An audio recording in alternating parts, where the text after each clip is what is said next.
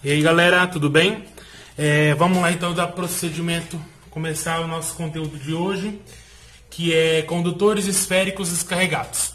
Na última aula a gente viu sobre o equilíbrio, condutores elétricos em equilíbrio eletrostático, né? Que a gente viu lá as 4 propriedades, que o potencial dentro da esfera ele é constante, o campo interno é nulo, as cargas elas tendem a ficar nas superfícies dos condutores, e a última, que é o poder das pontas, né? Que dependendo da área, quanto menor a área, maior vai ser a concentração de cargas. Então a gente vai ver, quando a gente tem esses mesmos condutores em equilíbrio eletrostático, quando a gente analisar o campo elétrico e o potencial elétrico dentro dessa esfera, tá? Então aqui, ó, vocês podem notar que eu desenhei aqui, ó, uma esfera carregada positiva, uma carga positiva e uma carga negativa, né? Desenhei as linhas de força, campo positivo saindo, campo negativo para dentro, certo? Quando eu tenho uma esfera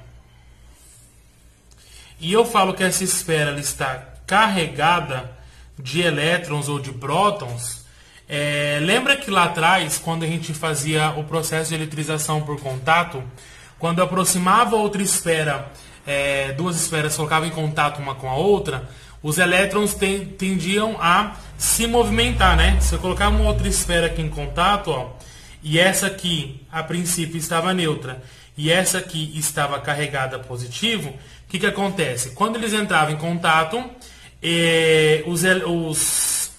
esses prótons em excesso dessa esfera A aqui, eu vou chamar de esfera A, eles tendem a atrair os elétrons dessa esfera que está, a princípio, neutra, né? Até que eles entravam em um certo equilíbrio, né? Agora a gente vai estudar o campo elétrico e o potencial elétrico dentro dessas esferas, né? Então, de acordo com o que a gente estudou ali na última aula, quando eu tenho uma esfera, qualquer tipo de condutor, tá? Essas propriedades elas valem para todos os condutores eletrostáticos. Então, se eu tenho uma esfera, e qual que é o campo elétrico dentro dessa esfera, que é uma condutora? O campo elétrico interno, ele é zero, né? E o potencial? O potencial é dado pelo K vezes Q dividido por R. Por que aqui eu troquei o D pelo R? Porque eu estou trabalhando com esfera, tá? A gente está estudando aqui a esfera. Então, a gente vai estudar como que o campo elétrico, o potencial, é dentro da esfera, na superfície e fora da esfera. Nós vamos estudar essas 3 situações. Então, dentro da esfera carregada, o campo elétrico é zero e o potencial é constante. Se eu pegar um ponto A aqui e um ponto B, qual que vai ser o potencial do ponto A e do ponto B? Ele vai ser o mesmo, né? Ele sempre vai ter o mesmo valor. E qual vai ser o campo elétrico desse ponto A e do ponto B? Vai ser sempre zero. Dentro dessa esfera, que é uma condutora carregada, o campo elétrico sempre vai ser nulo e o potencial elétrico vai ser constante, né? Continuando aqui então.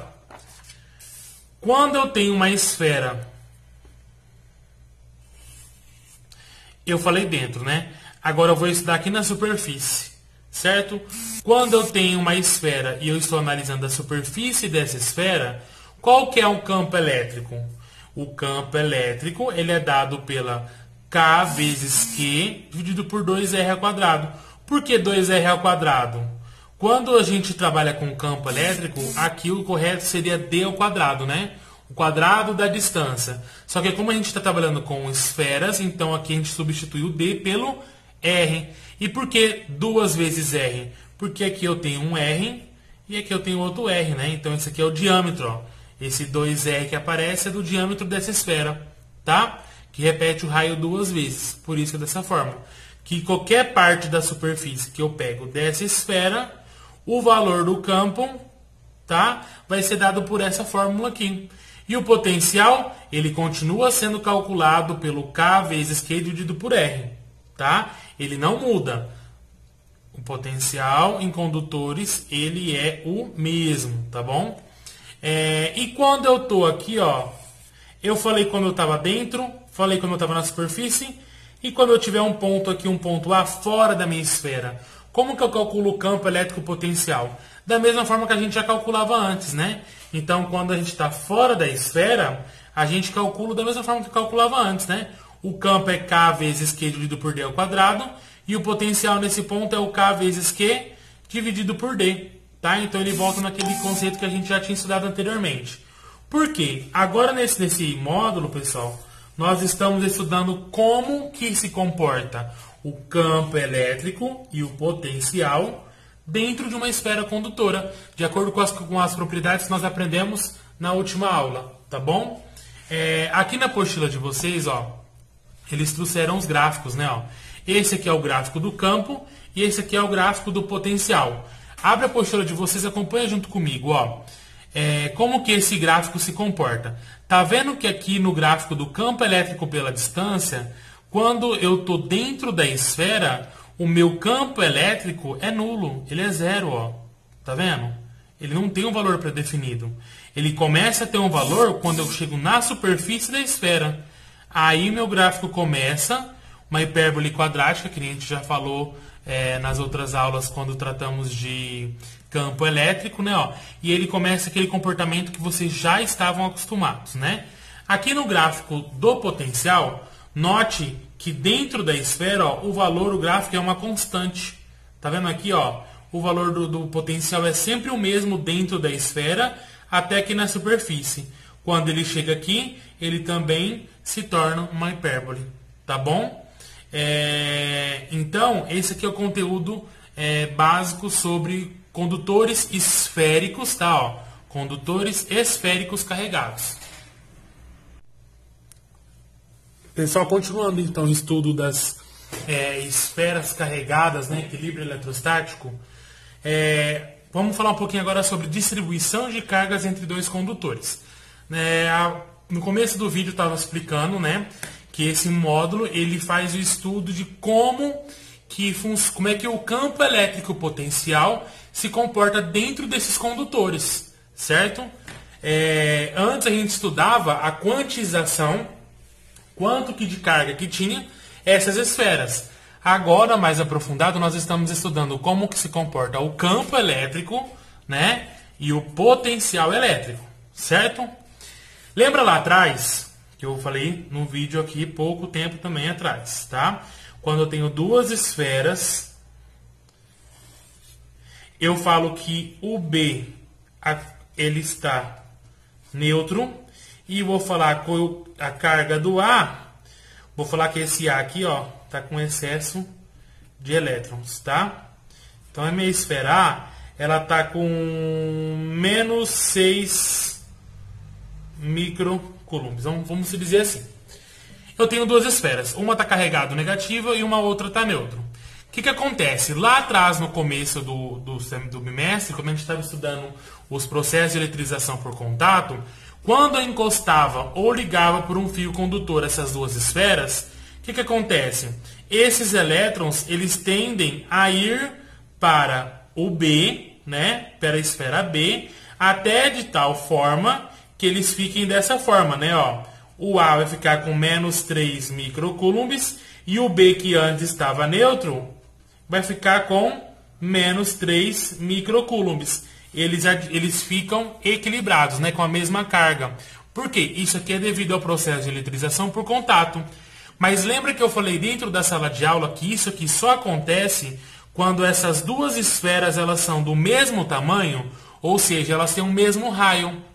Então, se eu coloco duas esferas, uma eletrizada e uma inicialmente neutra, em contato, esses elétrons eles tendem a se movimentar, né, ir para essa outra esfera que está neutro, até os elétrons encontrar com os prótons e esse sistema entrar em equilíbrio, né? Então, o que acontece? Se o raio das duas é igual, no final do processo de eletrização por contato, a carga dos dois também vai estar igual, né?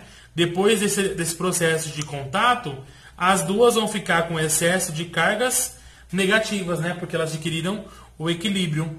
Só que elas se dividiam pela metade quando o raio de A era igual ao raio de B, né?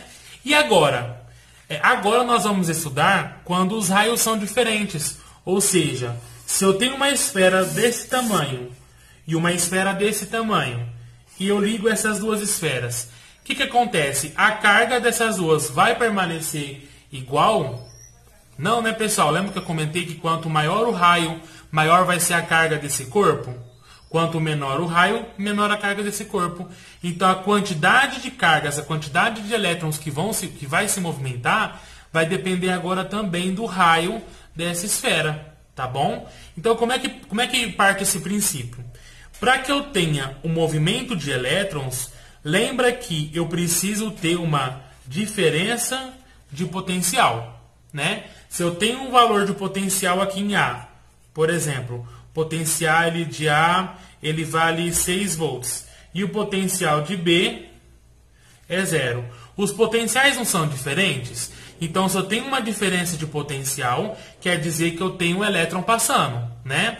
Quando eu falo que depois que essas duas esferas elas entram no equilíbrio, né? Ou seja, o potencial de A vale 6, depois que eu coloco esse fio condutor, ele passa a ser 3 volts e o potencial de B passa a ser 3 volts. Vocês estão percebendo que o potencial dos dois, depois que eu conectei esse fio, eles ficam iguais? Então, se eu não tenho uma diferença de potencial, ou seja, se meus potenciais são iguais, os elétrons param de se movimentar.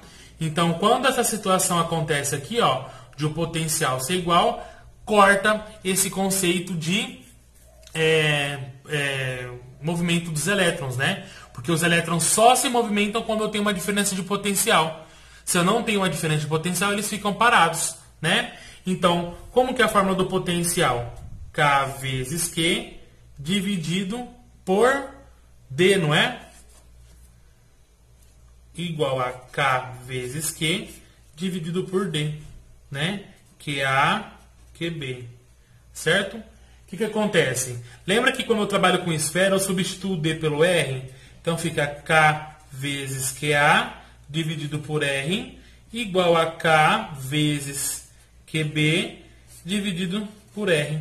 O K, praticamente, ele é sempre o mesmo. Como é que vai ficar essa fórmula, então? QA sobre R igual a QB sobre R. Ou seja, quando acontece uma situação em que eu não tenho mais movimento de elétrons e eu tenho esferas com tamanhos diferentes, quando eu coloco esse processo de eletrização por contato, eu posso utilizar essa equação aqui, ó, tá? Quanto maior for o raio da esfera A, maior vai ser a carga de A. Quanto menor for o raio de B, menor vai ser também a carga de Q.